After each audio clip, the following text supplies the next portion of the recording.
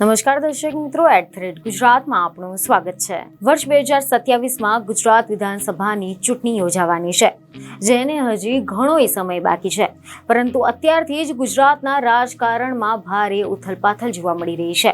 જ્યાં એક તરફ લોકસભાના વિપક્ષ નેતા રાહુલ ગાંધીએ ગુજરાતમાં ફરીથી પોતાની પાર્ટીને બેઠી કરવા માટે મથામણ શરૂ કરી નાખી છે, ત્યાં જ બીજી તરફ હવે આમ આદમી પાર્ટીએ પણ જાણે કે ગુજરાત પર ફોકસ વધારી દીધું હોય તેમ અત્યારથી જ આગામી વિધાનસભાની ચૂંટણીને લઈને મોટી જાહેરાત કરી નાખી છે। જે મુજબના એવા સમાચાર સામે આવ્યા છે કે દિલ્હીના પૂર્વ મુખ્યમંત્રી આતિશીએ એવી જાહેરાત કરી દીધી છે કે આમ આદમી પાર્ટી ગોવા અને ગુજરાતની વિધાનસભાની ચૂંટણીમાં એકલા હાથે ચૂંટણી લડશે। એટલે કે આ બધું જોતા એવું લાગી રહ્યું છે કે ગુજરાત હવે ખરા અર્થમાં કુરુક્ષેત્રનું મેદાન બની રહ્યું છે। સમાચાર એવા સામે આવ્યા છે કે પાર્ટી કાર્યાલયનું ઉદ્ઘાટન કરવા માટે સોમવારે ગોવા પહોંચેલા દિલ્હીના પૂર્વ મુખ્યમંત્રી આતિશીએ એવું નિવેદન આપ્યું હતું કે અમે ગોવા અને ગુજરાતમાં એકલા હાથે ચૂંટણી લડવાની તૈયારી કરી રહ્યા છે। હજુ સુધી ગઠબંધનની કોઈ વાત નથી થઈ।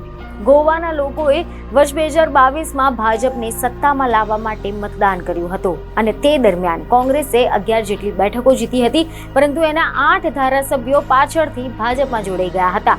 કોંગ્રેસ માત્ર 3 ધારાસભ્યો સાથે મુખ્ય વિરોધ પક્ષ છે અને આમ આદમી પાર્ટી પાસે 2 ધારાસભ્યો છે। આની સાથે જ તેમણે વધુમાં કહ્યું કે જ્યારે આમ આદમી પાર્ટીના 2 ઉમેદવારો 2022ની ચૂંટણી જીત્યા ત્યારે એવી અફવા હતી કે તેઓ પણ પાર્ટીમાં 2 મહિના પણ નહીં ટકી શકે, પરંતુ તેઓ હજુ પણ પાર્ટીની સાથે જ છે, કારણ કે તેઓ પૈસા કમાવા માટે નથી રાજકારણમાં આવ્યા। જ્યારે 11માંથી 8 ધારાસભ્યો ભાજપમાં જોડાય છે, ત્યારે સમાન વિચારધારાનું શું છે? ગુજરાતમાં આમ આદમી પાર્ટીના 5 ધારાસભ્યો જીત્યા હતા। હાલમાં વર્તમાન સંખ્યા 4 ધારાસભ્યોની છે। એક ધારાસભ્ય રાજીનામું આપીને ભાજપમાં જોડાઈ ગયા છે। જો કે આ બેઠક હજુ પણ ખાલી પડી છે। કોંગ્રેસ સાથે ગઠબંધન કર્યા વિના પાર્ટી અમારી વર્ષ 2027ની ચૂંટણી ગોવા અને ગુજરાતમાં એકલા હાથે લડવાની છે અને આમ ગુજરાતનું રાજકારણનું મોટું ફોકસ હાલ આમથી અલગ આમ ગુજરાતે રાજકારણનું મોટું ફોકસ બની રહ્યું છે।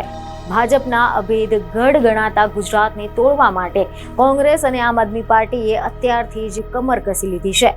ત્યારે હવે આગામી ગુજરાત વિધાનસભાની ચૂંટણીમાં ત્રિપંખીઓ જંગ જામે તેવી પણ શક્યતા છે। બીજની ખબરો સાથે ફરી મળીશું। ધન્યવાદ।